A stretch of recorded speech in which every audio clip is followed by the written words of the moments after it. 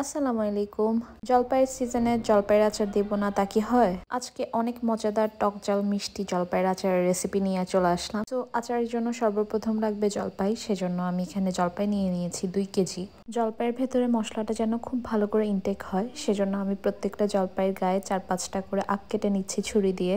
দাগ কেটে নিয়ে জলপাইগুলো আমি খুব ভালো করে আবার ধুয়ে নিব পানি দিয়ে। এখানে আমি প্রায় 100 গ্রামের মতো পাঁচফোড়ন নিয়ে নিয়েছি, এটা হালকা ভেজে নিব আমি। এখন পাঁচফোড়নটা আমি ভালো করে ব্লেন্ড করে নিব, আপনারা চাইলে পাটাতেও বেটে নিতে পারেন। এখন একটা কড়াই বসিয়ে দিয়ে এখানে আমি আধা লিটার পরিমাণ সরিষার তেল দিয়ে দিয়েছি। তেলের পরিমাণটা ঠিক রাখার ট্রাই করবেন, এই একটু বেশি পরিমাণ তেল প্রিজারভেটিভের কাজও করবে। এরপর এখানে আমি 7-8টা তেজপাতা দিয়ে দিয়েছি, আর দিয়ে দিব গোটা রসুন ও আদা কুচি। আদা রসুন 2 টেবিল চামচ পরিমাণে আছে এখানে। চুলার হিটটা মিডিয়াম থেকে লো হিটে রাখতে হবে।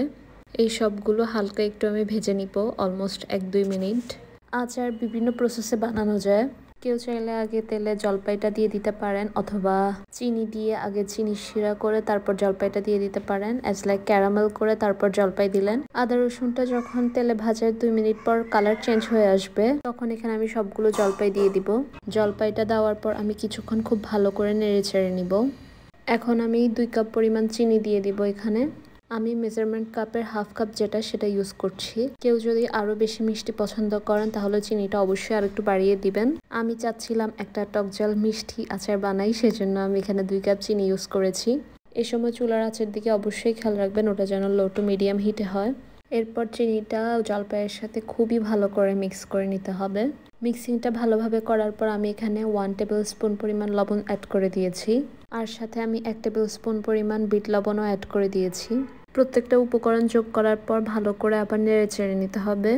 এখন আমি আচারে ইউজ করব হচ্ছে চাট মশলা। এখানে আজকে আমি রাঁধুনি চাট মশলাটা ইউজ করছি। আমি 3 টেবিল চামচ পরিমাণ চাট মশলাটা অ্যাড করে দিব। কেউ চাইলে এই চাট মশলাটা ঘরেও বানিয়ে নিয়ে তারপর অ্যাড করে নিতে পারেন। চাট মশলাটা অ্যাড করার পর আমি 5 ফোড়নের গুঁড়োটাও অ্যাড করে দিব এখানে। 5 ফোড়ন অ্যাড করব 2 টেবিল স্পুন পরিমাণ। 5 ফোড়নটা এই তেলে ব্লেন্ড করার কারণে খুবই সুন্দর একটা স্মেল বের হবে 5 ফোড়নটা অ্যাড করার সাথে সাথেই। আবারও আমি সবকিছু খুব ভালো করে মিক্স করে নিব। এই পর্যায়ে একটু চুলা থেকে দূরে থেকে মিক্সিংটা করার ট্রাই করবেন। এখন আমি দিয়ে দিব 2 টেবিল চামচ পরিমাণ শুকনো মরিচের গুঁড়া। আপনারা বেশি ঝাল পছন্দ করলে মরিচের পরিমাণটা আরেকটু বাড়িয়ে দিবেন। মরিচ গুঁড়াটা দিয়ে দেওয়ার পর আমি আবারও সব কিছু খুব ভালো করে মিক্স করে নিব। মিক্সিংটা খুবই ইম্পর্টেন্ট। মিক্সিংটা ভালো করে করার কারণে কিন্তু প্রত্যেকটা জলপাইয়ের গায়ের ভেতরে খুবই ভালো করে মশলাটা ঢুকবে। জলপাইতে যেন একটা সুন্দর কালার আসে, সেজন্য আমি এখানে হাফ টিস্পুন পরিমাণ হলুদ গুঁড়ো দিয়ে দিচ্ছি, এটা একদমই অপশনাল। অলমোস্ট সব প্রকার মশলা আমি দিয়ে দিয়েছি। এখন কিছুক্ষণ পর পর আমি জাস্ট নেড়ে ছেড়ে দিব।